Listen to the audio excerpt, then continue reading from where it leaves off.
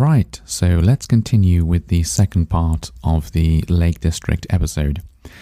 So the next morning, I woke up, we both woke up and put on some running gear and then went for a run.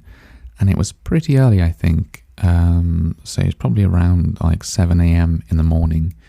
And we were running through Bowness on Windermere. And at that time of the morning, there are no tourists around. So come the sort of daytime, and you'll find there are lots of tourists everywhere because it is such a popular destination and the town itself isn't so big. So many people tend to gather in one place. They tend to congregate by the lake. But at this time in the morning, there is nobody about. There's no one about. Maybe, I think we saw one or two people, like one or two runners and maybe some people walking their dog. But it was so quiet and I've never seen the Lake District like this before. And it was a sunny day and the hills, like the hills surrounding Lake Windermere were really green and the water looked so blue. It just looked amazing. And it was a really nice feeling going for a run at that time in the morning with such like lovely scenery. You really have to see it. So go and check out the Instagram account, Englishman Chris, because I've uploaded some photos for you and some videos as well. So you can see what I'm talking about. It was really, really nice and very refreshing. Normally, when I go for a run in the morning, it's really short, like, 2 kilometers or something. It's nothing. It doesn't take me long.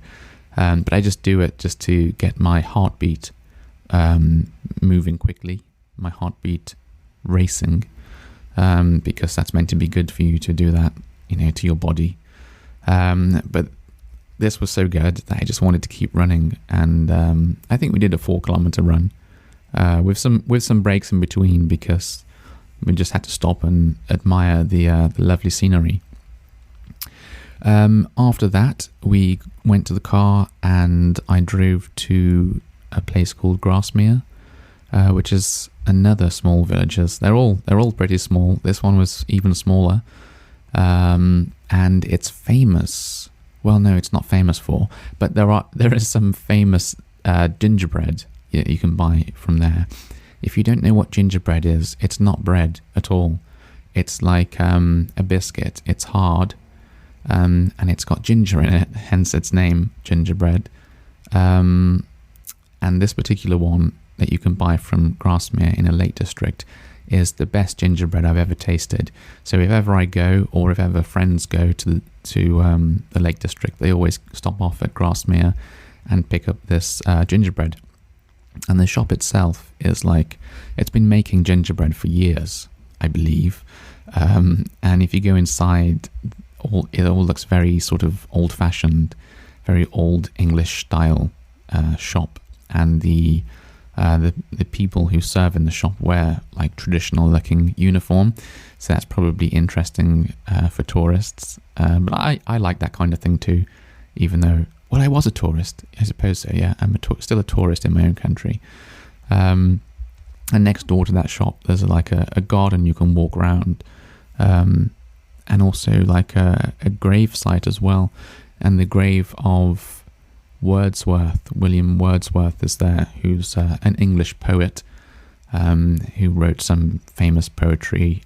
And one in particular was about daffodils.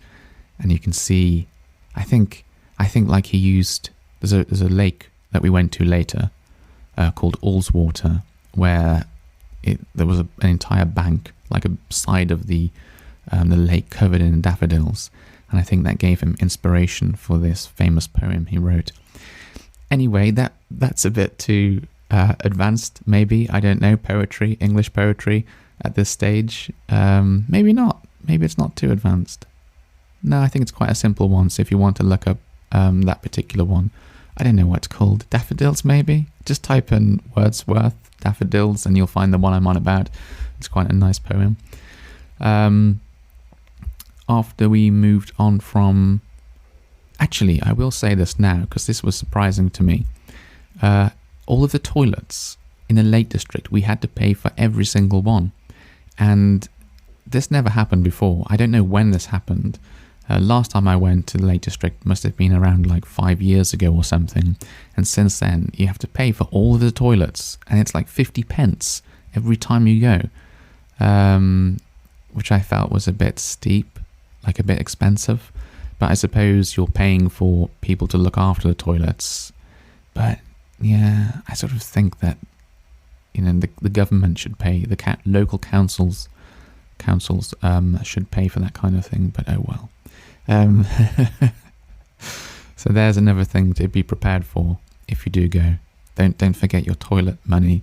But it was all contactless. So I just used my smartphone to pay for the toilets, which was a new experience for me.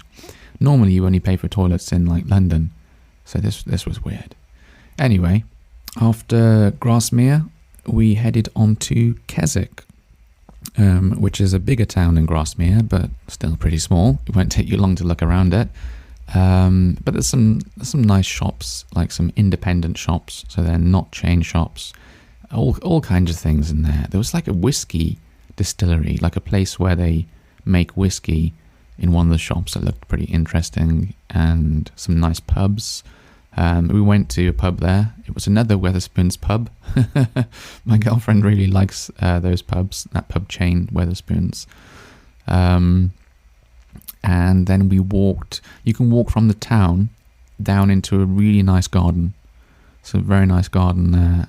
And then you can carry on through the garden and get to Derwent Water, which is the lake that's nearest to Keswick. And there's this particular spot. If you walk, the first place you get to is like a boat hire place, and if you keep walking round to the left, you go underneath these trees, and then eventually you get to the end of this sort of bit, and you get this view that's just amazing. It's one of my favorite views in the Lake District. I really like it. And there's a bench right at the end that you can sit down upon, that we didn't get to sit down upon because there was this one family there, and I don't know how do you say it? Do you know, like, there's no rules about how long you can sit down on a bench for, of course, because it's public, but sort of, I don't know, maybe it's just me. If I'm sitting down on a bench and it's like a really nice place to sit down on and enjoy the view, but there's lots of people around, I sort of think like, maybe I should move now, let someone else enjoy sitting here and enjoy the view. It turns out that not everybody thinks this way. So this family were just sitting there for ages, and I was waiting, just hoping they might leave soon. But no, I don't know how long they wanted to sit there for, but yeah. They had no plans to leave, let me tell you. So sadly, I didn't get to sit on that bench again, because that's my favourite bench in the Lake District, that is. And I really want to just sit there for a minute or two with my girlfriend, but oh well. We did get to see the view, which is the most important thing. And yeah, it's just amazing. It really is. It's you can see like this big lake with very calm water, and it's quite high up. You're sitting on like some rocks, and you can look out and see like these small little islands with trees on them, and you can see all of the hills that surround Derwent Water, this lake, Derwent Water. Very nice. And one thing I've always wanted to do, which I haven't done yet, is there's a campsite that actually it's on the edge, it's on the shoreline of the lake, of Derwent Water Lake. So you can go there, you can take your tent there, and if you own an inflatable kayak, well, if you own any kind of kayak or any kind of boat, then you can take that with you and you can put it on the lake. And fortunately, my family does own an inflatable kayak, two-man kayak. You can fit two people in it. But we've never taken it there, which is such a shame, because I really like the idea of going camping, and getting all that like fresh air, and then waking up and you get your kayak or whatever boat you have, and just put it on the water in the morning, like really early, like 7, and it's really peaceful and it's quiet, and you can just hear the gentle sound of the water hitting the side of your boat, and the sound that the oars make, like the paddles, the things you move your boat with, the sound of those like dipping in and out of the water. It's really nice, really like calms you down, very relaxing. But we haven't done it. We should do it someday. Anyway, back on topic, back on track, back to talking about the Lake District holiday, I think. But I am going to leave that till next time, because we have arrived at the 11-minute mark. So I'm going to split this up into another episode, it would seem. But the next episode will be the final episode, the final Lake District episode. But hopefully you're not tired of listening to my tale about the Lake District yet, and you're not tired of looking at the pictures I've been uploading to Instagram and Twitter. Hopefully. Anyway, I do hope you have a lovely day, and I'll see you again soon. Bye-bye.